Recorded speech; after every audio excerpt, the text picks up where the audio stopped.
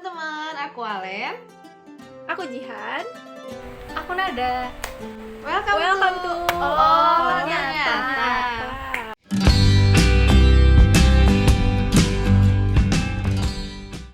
Oke, balik lagi sama kita di episode 2 Ternyata. Tapi kali ini sedikit berbeda karena kita ditemenin sama boneka kita. Oke Alen, boneka kamu punya nama gak Alen? Boneka aku karena ini penguin, aku kasih nama depannya huruf P juga. Aku kasih namanya Pipu. Oh, oke. Oke, kalau boneka aku kasih nama Echaun. Kalau Nada apa namanya? Kalau aku namanya Popo. Oh, udah punya nama. Iya, udah punya nama. Oke. Popo. Oke. BTW teman-teman, itu Nada baru banget ngasih nama bonekanya. Iya, soalnya malu tidak Baru punya banget. nama. Jadi dia memberi namanya sendiri. Oke. Nah, di video kali ini kita bakal ngebahas apa sih, Len? Nah teman-teman, kan kalau misalnya video kita yang pertama kemarin kita udah bahas nih sebenarnya okupasi terapi itu apa, terus sejarahnya ada di Indonesia itu kayak gimana, dan intervensi atau pelayanan apa sih yang bisa diberikan atau kepada siapa pelayanan kita itu diberikan gitu. Nah di video kali ini kita bakal ngebahas apa aja gitu yang dipelajarin sama okupasi terapi. Apakah kita belajar matematika yang hitung-hitung, atau kita belajar manajemen kah, atau kita belajar tentang teknik? Let's see. Jadi teman-teman, di okupasi terapi itu kita mempelajari 3 cabang ilmu pengetahuan. Yang pertama ilmu kedokteran, yang kedua ilmu psikologi, dan yang ketiga ini ilmu arsitektur. Oke, ilmu kedokteran itu salah satu ilmu yang dasar banget dipelajarin di OT. Bahkan pertama masuk nih kita belajarnya itu tentang kedokteran. Yang pertama itu ada anatomi. Di anatomi itu kita belajar tentang struktur tubuh, mulai dari otot, tulang, syaraf, sampai organ-organnya. Nah, di situ kita belajar fisiologi. Fisiologi ini fungsi dari si organ tubuh tadi. Kan kita nanti akan merehabilitasi orang-orang dengan permasalahannya masing-masing kan. Nah, sebelum kita tahu penyakitnya, kita tuh harus tahu kondisi normalnya itu seperti apa. Nah, ini kita pelajari di fisiologi. Terus juga di bidang kejiwaan kita ada belajar psikiatri. Yang kedua ini bidang ilmu psikologi. Yang pertama kita ini belajar tentang perkembangan manusia. Nah, di perkembangan manusia ini kita mempelajari bagaimana aspek kejiwaan seseorang dari dia lahir sampai meninggal. Kan okupasi terapi itu belajarnya kayak mencakup seluruh aspek kehidupan kan. Nah, jadi kita juga harus tahu gitu, dari dia bayi seperti apa, nanti kalau misalkan tua seperti apa, kayak gitu. Jadi semua aspek itu kita pelajarin. Terus yang keduanya itu ada psikososial. Nah, di psikososial ini kita mempelajari nih si individu ini ada nggak sih faktor yang mempengaruhi si individu ini tumbuh atau berkembang atau berperilaku, kayak misalkan lingkungannya atau faktor biologisnya. Nah, terus yang ketiga kita belajar proses kognitif dan emosi. Nah, proses kognitif dan emosi ini kita belajar si individu ini gimana sih proses dia berpikirnya, proses memorinya, proses dia bisa berkomunikasi itu dari aspek kognitif. Sedangkan kalau misalnya emosi nih, kita belajar gimana seseorang itu bisa mengekspresikan emosi, seseorang itu bisa memunculkan emosi-emosi yang sebenarnya dia pengen luapin. Di emosi ini kita juga belajar gimana sih seseorang itu bisa menunjukkan apa yang dia rasakan gitu. Nah, yang ketiga ada arsitektur, yaitu analisis lingkungan dan ergonomik.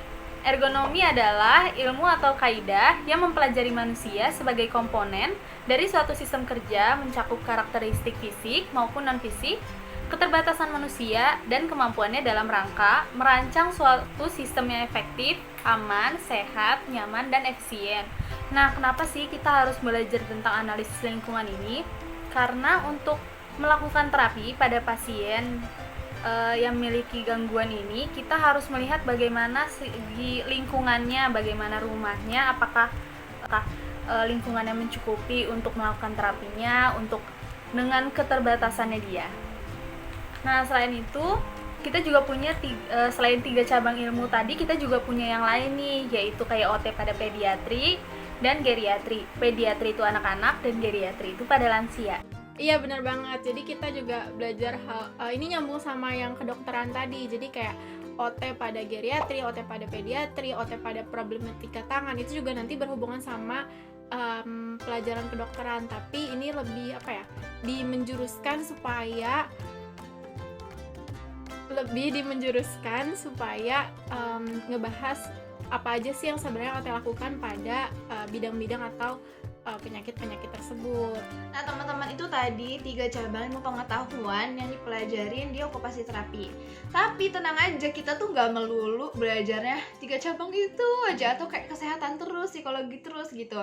Nah kita juga belajar ilmu pengetahuan umum, kayak misalkan bahasa Indonesia, habis bahasa Inggris, agama, nah itu pasti kita pelajari. Nah tadi kan kita udah bahas nih ya teman-teman tentang mata kuliah atau pelajaran yang kita pelajari gitu di okupasi terapi. Coba aku mau tanya sama kalian, menurut kalian mata kuliah apa sih yang tergampang dan tersusah selama ini, yang udah selama ini kalian pelajari gitu? Kalau Jihan apa Jihan? Tergampang apa ya, mungkin yang tersulit dulu kali ya. Yang tersulit itu yang bidang-bidang kedokteran sih menurut aku. Kayak sebenarnya bukan sulit, tapi harus belajar lebih, karena menurutku apa yang disampaikan sama dosen itu belum mencukupi yang sebenarnya kita butuhkan gitu loh. Kita tetap harus baca jurnal lagi, harus baca buku lagi gitu, jadi effortnya terus lebih. Kalau yang termudah apa ya? Ini sulit karena dijawab. kita tidak ada yang termudah sebenarnya. Iya guys, yang Sulit semua. Tolong, apa yang termudah? Yang termudah cuma pelajaran Aku berpikir kosong. keras. Iya benar, yang termudah itu jam kos. Mungkin bukan nggak mudah sih ya, tapi aku seneng yang praktek gitu, karena terjun langsung. Dan kalau terjun langsung tuh lebih mudah dipahami gitu loh dibandingkan sekedar teori gitu. Jadi kayak contohnya di Dok OT kita beneran ngukur langsung, beneran diajarin cara ngukurnya gitu, dan itu lebih mudah dimengerti gitu. Kalau aku tersusahnya, saking semuanya susah, aku sampai susah mikirnya mau pilih yang mana. Tapi karena aku disuruh Alden untuk milih, aku akan pilih fisiologi sama neurologi. Aku lemah banget di situ, Pak. Soalnya kayak belajar sistem kerja tubuh manusia itu nggak gampang, karena kompleks dan banyak banget kan, apalagi sama saraf-sarafnya yang kayaknya ribet banget gitu kelihatannya. Kalau untuk tergampang, karena aku lebih suka tentang yang psikologi gitu, aku suka materi proses kognitif emosi. Mantap. Nah kalau misalkan aku nih ya, kalau aku tuh pelajaran paling mudah yang menurut aku itu paling mudah tuh sebenarnya anatomi itu menurut aku mudah karena modal ngafal gitu. Tapi ya itu sih, kalau misalkan lupa tuh kayak gitu ya rasanya tuh gitu. Terus kalau misalkan tersulit, saat ini aku sama kayak Nada, fisiologi dan neurologi, karena itu sangat complicated dan sangat kalau menurut aku itu tuh harus banyak pemahaman dan banyak hafalan juga, karena bagian-bagiannya tuh mendetail gitu sih kalau dari aku. Oke, berarti emang kita punya ini ya, kayak tantangan sama hal yang disenangin masing-masing. Tapi menurut kalian apa sih materi yang paling mengejutkan ya selama 3 semester kita belajar? Ada gak? Kita Kodenya coba gimana? bareng-bareng ya Nat, coba ya. Aku hitung 1, 2, 3 deh. Kayaknya kita punya pemikiran yang sama. Oke, kita hitung ya. 1, 2, 3. Psikoseksual. Iya. Aku belajar itu bener-bener kaget. Aku kayaknya rasanya setiap belajar, aduh kayaknya aku nggak sanggup buat belajar ini. Aku suka ke kamar mandi cuma buat nenangin diri, saking kaget banget. Itu hal yang bener-bener baru kan buat aku. Kalau misalkan aku tuh kenapa psikoseksual, karena ya itu mungkin karena gak vulgar juga sih, ya sedikit vulgar, tapi emang wajar gitu kalau anak kesehatan mempelajari itu, apalagi okupasi terapi yang semua aspek kehidupan tuh dipelajari. Jadi sebenarnya wajar, cuma mungkin ya agak kaget kan, mengejutkan aja gitu.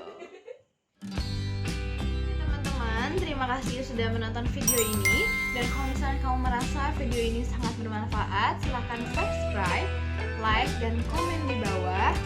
Dan jangan lupa share ke teman-teman kalian biar video ini gak berhenti di kamu.